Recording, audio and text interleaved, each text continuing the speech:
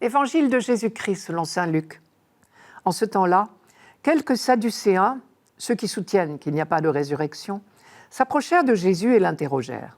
« Maître, Moïse nous a prescrit, si un homme a un frère qui meurt en laissant une épouse, mais pas d'enfant, il doit épouser la veuve pour susciter une descendance à son frère. Or, il y avait 7 frères.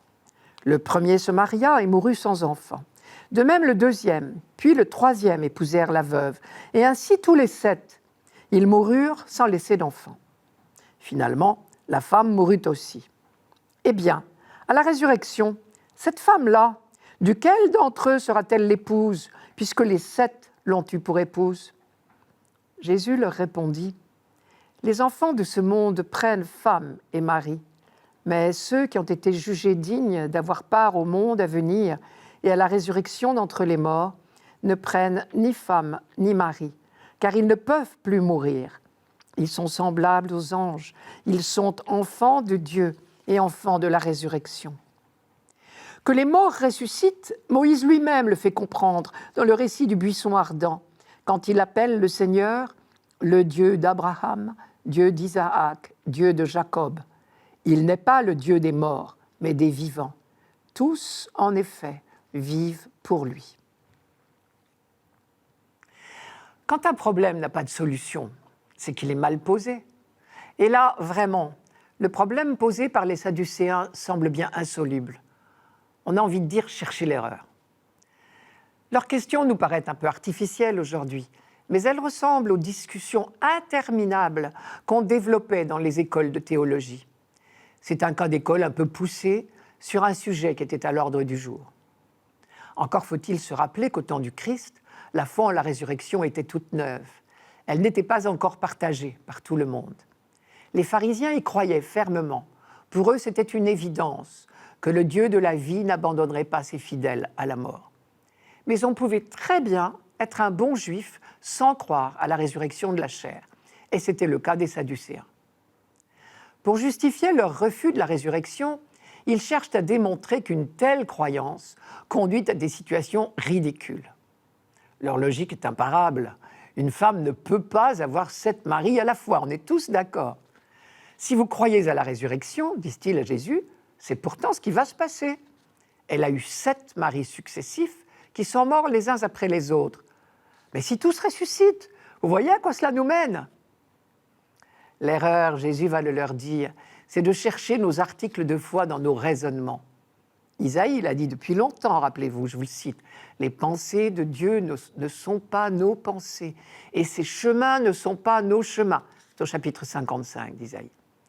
Jésus, au contraire, appuie sa foi uniquement sur l'Écriture. Il l'avait bien dit au tentateur, « L'homme ne se nourrit pas seulement de pain, mais de la parole de Dieu. » Et ici, il dit en quelque sorte, « Ne nourrissez pas votre foi de raisonnement et de discussion, mais de la parole de Dieu. » Et ici, sa référence à l'Écriture, il la prend dans les paroles de Moïse, tout comme ses interlocuteurs d'ailleurs. Les Sadducéens commencent en disant « Moïse nous a prescrit ».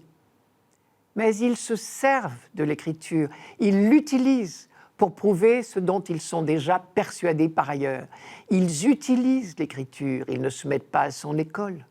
Ils citent l'Écriture au lieu de la scruter. Jésus, au contraire, cherche dans l'Écriture quelle révélation elle nous apporte sur Dieu. Or, Moïse l'a bien dit. Dans le buisson ardent, au chapitre 3 de l'Exode, Dieu s'est révélé à lui comme le Dieu de nos pères, Dieu d'Abraham, Dieu d'Isaac, Dieu de Jacob. Dieu ne peut pas être Dieu pour un temps seulement. La mort ne peut pas faire échec aux engagements qu'il a pris envers les patriarches Abraham, Isaac, Jacob et leurs descendants. Son alliance traverse la mort. Il noue avec chacun de nous et nous tous ensemble un lien d'amour que rien ne pourra détruire. Or, au-delà de la mort, comme dit saint Jean, nous lui serons semblables, dans la première lettre de Jean.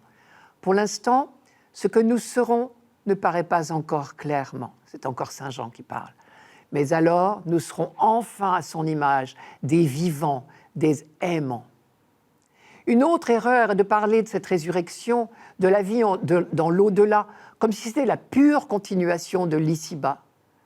La réponse de Jésus montre bien au contraire qu'il y a une rupture complète entre notre vie actuelle et la vie des ressuscités. Les enfants de ce monde se marient, c'est entendu, mais les ressuscités ne se marient pas.